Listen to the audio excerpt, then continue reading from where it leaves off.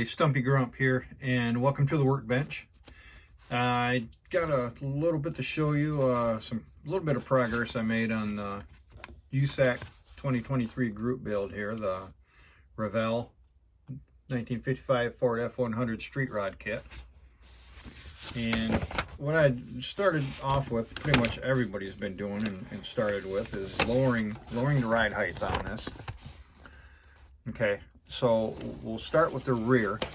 And I watched a Fred Henry video on how he did this, and I mostly did what he did, not 100%, but mostly. I'll start by showing you on the instructions. I don't know if you'll get much out of it, but what he did is he pulled these out a little bit,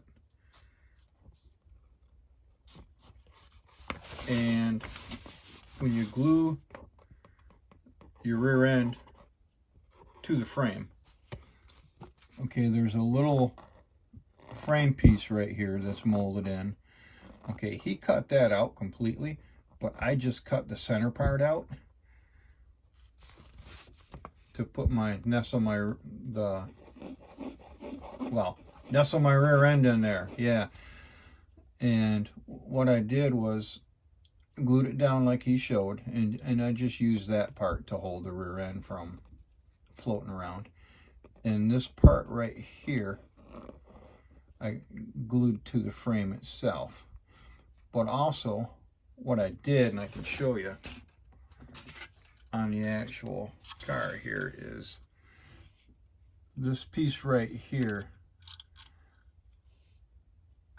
I took and cut it to where it was flush with the bed here.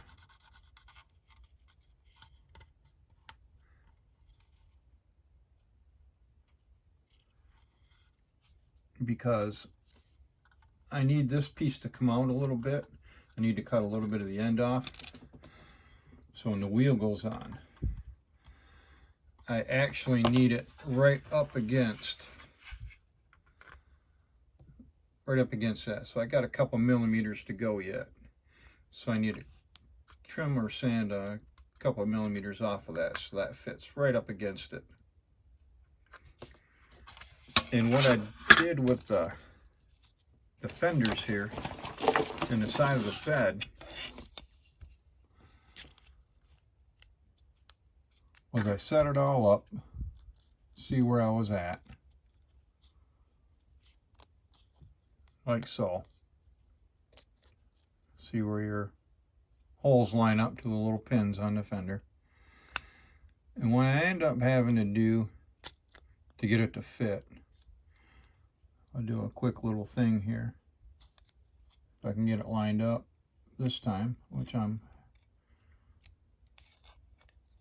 obviously having a problem with for whatever reason, is the tire barely fits up into there. That's all I need. So what I did to get it to fit there, so I don't have to build tubs or anything for it, because I'm just not into building that kind of stuff. I kind of haven't really done it yet, just once, and it was not the best job, but I didn't really want to go that route. I wanted the tires to fit in there, and they will. So I had to grind this inner fender well up with my Dremel tool. I ground up in here to free up just a little bit. And then I took a piece of evergreen styrene, part number 101, item number 101, 0.010 inch by 0.030 inch, 0.25 by 0.75 millimeter.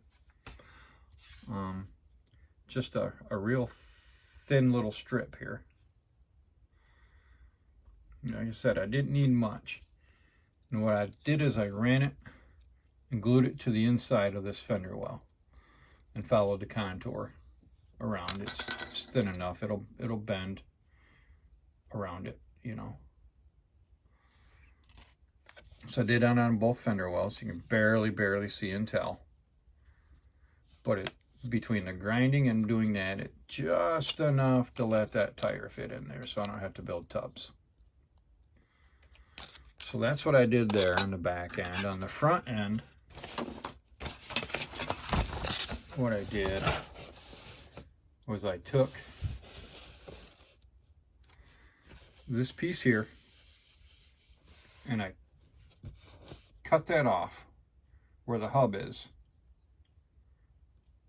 I cut that off. You can see. Get my little pointer here, right here. I cut it off and sanded it down, trimmed it down a little bit, and glued it to the underside of the little A-arm there that's molded into the frame. Right there. I glued it to the underside of that because that's where it goes anyways, but it goes down further than that. So that's how I lowered that. Did that on both sides.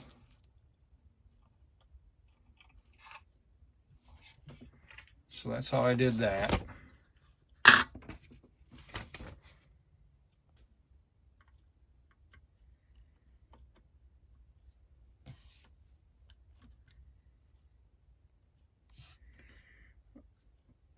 Okay, so you can kind of see on this little mock-up here, I'm not very good at doing mock-ups, it just doesn't seem to work right for me. But you can kind of see the ride height, how I'm sitting right there. So I'm pretty happy with that. It lowers the truck a little bit, but doesn't really put it in the weeds like everybody else's is. So that's about where I want it.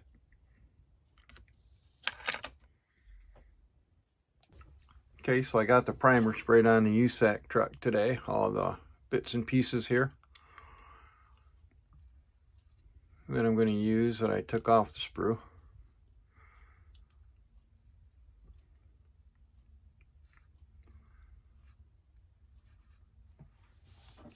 And the frame.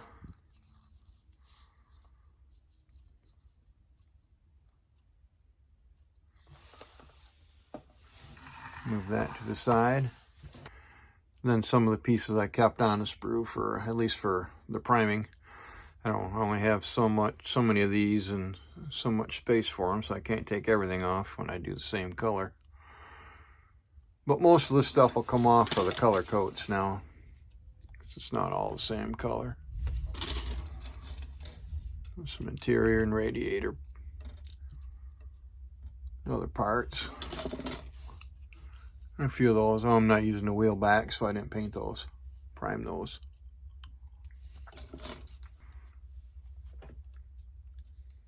And there's the bed, the interior part.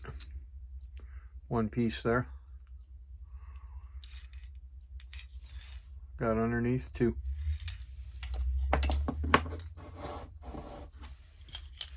The wheels.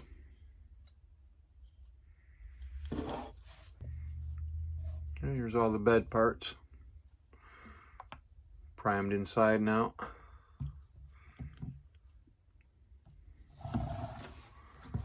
Tailgate and all that.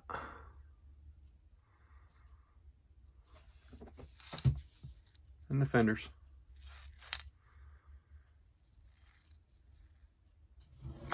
And up last we have the hood and the body.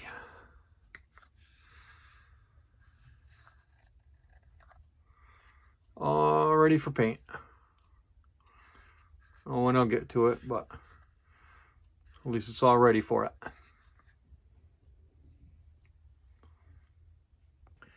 Okay, so that pretty much covers where I'm at with the USACC group build right now.